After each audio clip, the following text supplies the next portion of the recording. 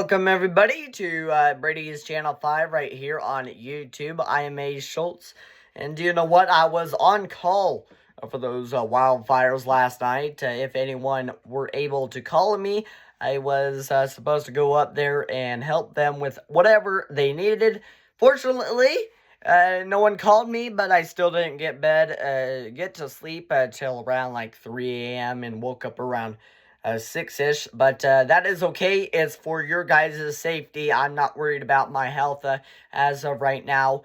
So during this weather update, we're just going to talk about like the fires that has been happening around the Nebraska Panhandle starting yesterday. But let's get to that red flag warning and high wind warning before anything else starts. Red flag warning remains in effect until 6 p.m. Mountain Time Saturday for gusty winds and low relative humidity for fire weather zones 430, 431, 432, 433, 436, and 437.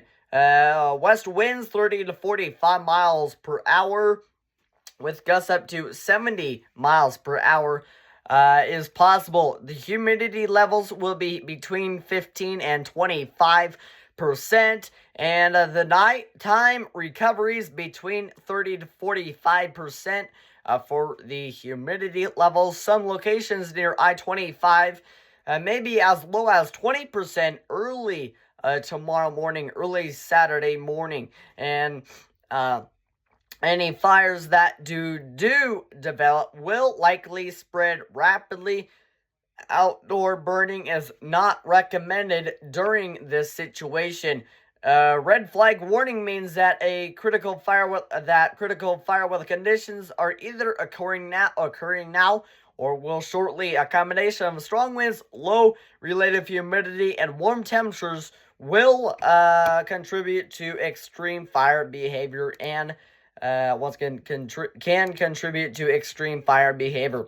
As well, high wind warning remains in effect until midnight Mountain Time Saturday night for the North Laramie Range West, or what is this about? Well, for the North Laramie Range, west winds 40 to 60 miles per hour, wind gusts up to 75 miles an hour is expected. Elsewhere, west winds 30 to 50 miles an hour with gusts up to 80 miles an hour is expected. North Laramie Range, South Laramie Range, and foothills, including I-80 summit between Cheyenne and Laramie, Bordocks area along I-25 between Chugwater and Wheatland, Converse County, lower elevations, Ferris, Seminole, Shirley Mountains, Charley Basin, and Central Carbon County, upper North Platte River Basin, Laramie Valley, and Central Laramie County is all included in this high wind warning. Once again, this is until midnight Mountain Time Saturday. This is mainly to transportation. Strong cross winds will be hazardous to lightweight or high-profile vehicles, including campers and tractor trailers. As well as areas of blowing dust could lead to reduced visibility. The strong winds will lead to fire weather concerns and control problems if fires do start. This will be a long-duration wind event lasting Saturday night. Occasional lulls or breaks are possible through this period. But a high wind warning means a hazardous high wind event is expected or is occurring. Sustained wind speeds of at least 40 miles per hour or gusts of 58 miles an hour or stronger can lead to property damage. And let's get to that red flag warning in areas of northeast Colorado remains in effect from 11 a.m. this morning to 8 p.m. Mountain Time this evening for wind and low relative humidity for the urban corridor and plains. Red flag warning remains in effect from 11 a.m. to 9 p.m. for Saturday for wind and low relative humidity for the urban corridor and plains. First, for the red flag warning from 11 a.m. this morning to 8 a.m. this evening. For the second red flag warning, it will be from 11 a.m. to 9 p.m. Mountain Time on Saturday. And as well, you go east to areas in Dawson County. There is a evacuation immediate bulletin. Evacuation for the town of Farnham due to the wildfire is immediate now. Okay, the following message transmitted at the request of Dawson County Emergency Management. Citizens in Farnham should evacuate immediately and drive east to Eustis and seek shelter. Frontier County officials will assist. Upon arrival, and a wildfire in southwest Dawson County is expected to turn southwest with a wind shift by 10 p.m. and threaten the town of Farnham. So there we have it. There's your concerning red flag warnings, high wind warnings, and emergency management warning out there in areas of Dawson County, including areas of Lexington, the whole state of Dawson County. So there we go. And now moving over to the wildfire updates and the wildfire reports. Here we go. This is from Sydney. Multiple fire departments responded to a fast-moving grass fire south of Sydney Thursday evening, but crews were able to bring the blaze under control within about an hour. The fire was reported at approximately 6:30 near Road 10 and Highway 19 in Cheyenne County, roughly 5 miles north of Lorenzo. Dispatch information indicated the fire was moving quickly in 66 miles an hour wind gusts near grain silos in the area. With homes located nearby, firefighters from the Sydney Volunteer Fire Department responded along with mutual aid from departments in Peets and Potter. The Cheyenne County Sheriff's Office also responded to assist. Firefighters had the blaze pretty well contained by 7 o'clock p.m. The fire was surrounded by growing wheat fields, and a tractor with the disc was used to stop the fire and it spread. And by approximately 7:15, crews had shifted into mop-up operations and had no additional resources were needed. And as well as no injuries or structural damage were immediately reported from that one wildfire. And also, a very fast wildfire has promoted mandatory evacuations in Garden County, north of Lake McConaughey. As shifting winds push a fire south, the Lake Mac Visitor Center is now open as a shelter for evacuees, okay?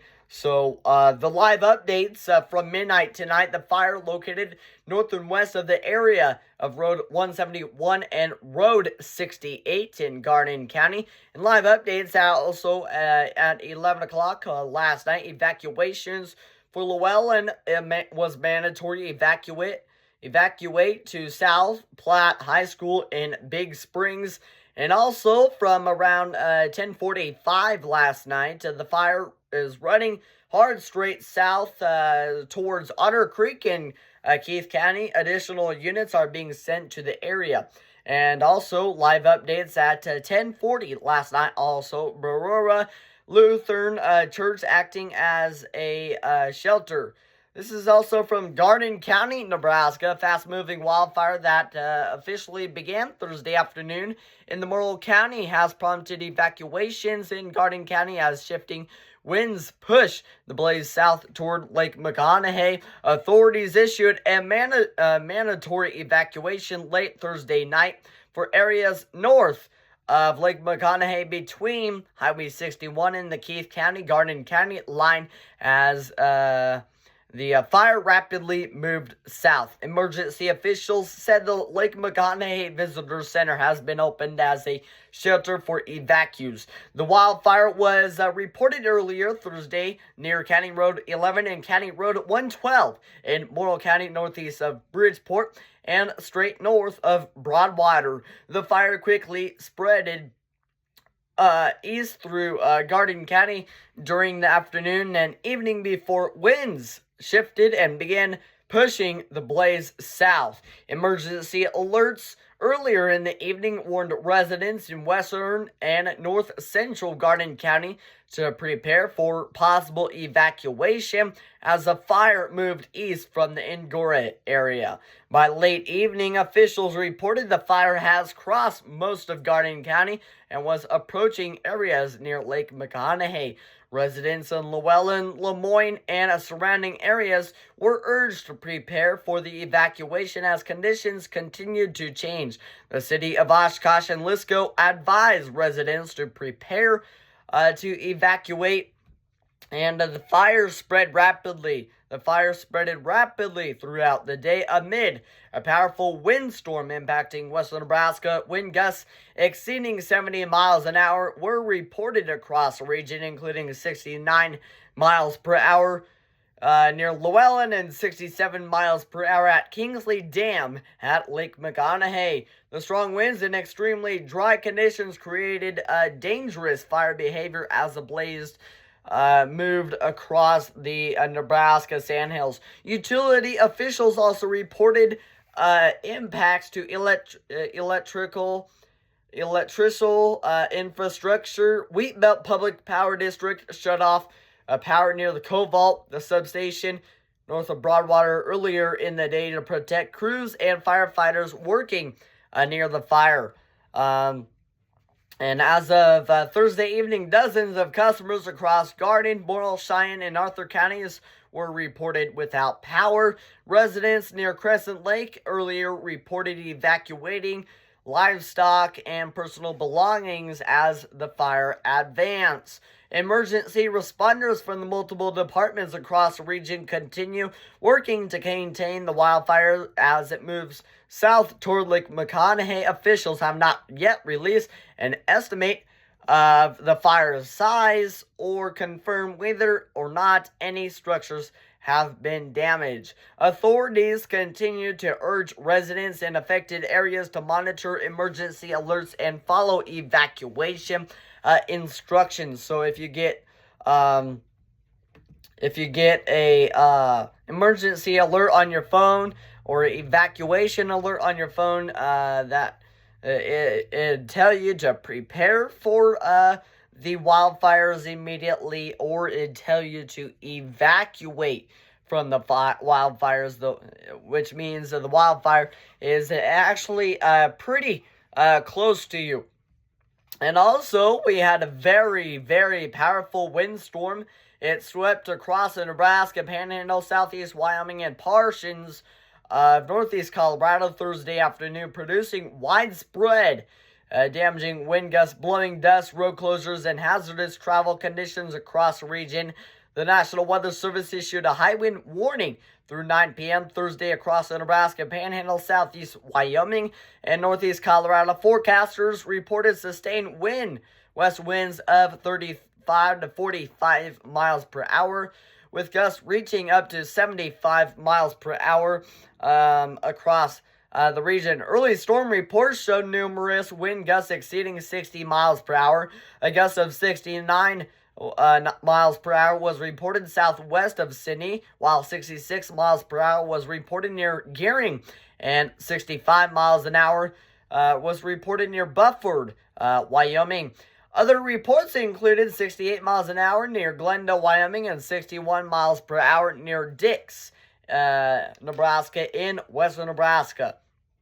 And the strongest winds have been observed across southeast Wyoming, where several locations recorded gusts between 80 and 91 miles per hour early Thursday. In addition to damaging winds, the National Weather Service issued a blowing dust advisory across the Nebraska Panhandle through 6 p.m. Blowing dust has reduced visibility in some areas and has created dangerous driving conditions. A dust storm warning was also issued Thursday afternoon for portions of Albany and Laramie counties in Wyoming, including the Cheyenne area, where visibility dropped to less than a quarter of a mile, and as strong winds carried large plumes of dust across I-25 and I-80. Officials warned that sudden visibility reductions could create life-threatening travel conditions. The extreme winds have also led to numerous travel restrictions and closures across all the region. According to the Wyoming Highway Patrol, I-25 was closed to all commercial traffic from the Colorado border to north of Douglas due to the ongoing windstorm. I-25, or excuse me, I-80 westbound from Laramie to Rawlins was closed due to all traffic following multiple crashes, while the same stretch of the interstate was also closed to all commercial vehicles due to the extreme blowover risk. Elsewhere across Wyoming, portions of I-25, I-80, and other highways were closed to light, high-profile vehicles weighing between 40,000 and 75,000 pounds. In Colorado, I-25 was closed in both directions between Fort Collins and the Wyoming state line, while several other highways, including U.S. Highway 85, were also shut down to the extreme winds. The powerful winds have also caused power outages. More than 14,000 lost electricity in Laramie County, Wyoming, with smaller power outages reported in northeast Colorado. The weather also impacted local schools. Banner County schools in Harrisburg canceled classes Thursday due to the dangerous wind conditions. Landfills in Sidney and Sterling were closed due to the strong winds, and the windstorm has also created dangerous fire weather conditions across the region. The National Weather Service issued a red flag warning through Thursday evening for all of western and north central Nebraska. Meteorologists say west winds 30 to 40 miles an hour with gusts up to 65 miles per hour, combined with humidity levels between 12 and 20%, and temperatures climbing into the 70s could allow any fire that starts to spread rapidly and become difficult to control. And as of Thursday afternoon, one grass fire was reported near County Road 111 and County Road 112 northeast of Bridgeport in Morrill County.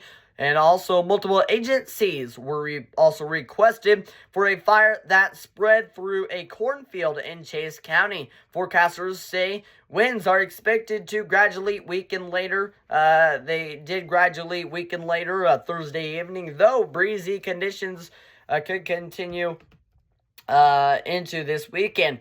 And our top story, folks, is the fire activity in the wildland grass fire that burned through Morrill, Garden, Arthur, and Keith counties Thursday appears to have died down overnight, according to NOAA infrared satellite imagery, after high winds shifted out of the north and eventually subsided. Weekend, the evacuation order for Llewellyn was lifted before 2 a.m., and crews remain on the lines, working active fire locations. Details on any losses or other information will be released when available.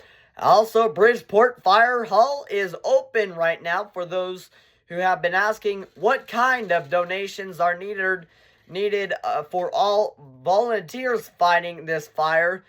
Is a list: Tylenol, ibuprofen, baby wipes, eye drops, chapstick, water, Gatorade, snacks, makings for sandwiches like turkey, ham, and roast beef sandwiches. You can donate any of those. You can also donate the bread.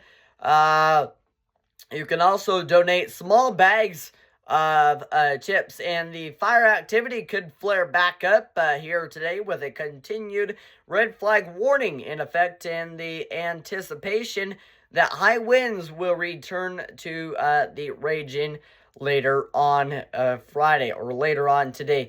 You can go to my Twitter account. You can see all pictures of the wildfires from Morrill County from the west to Arthur County in the east to the south in Lake McConaughey. You can see updates on those fires from those pictures. We also had someone almost lost a home, which firefighters were able to set back the fire from burning down their home. I'm not going to say any name or just A fire almost went on to someone's house, but did not.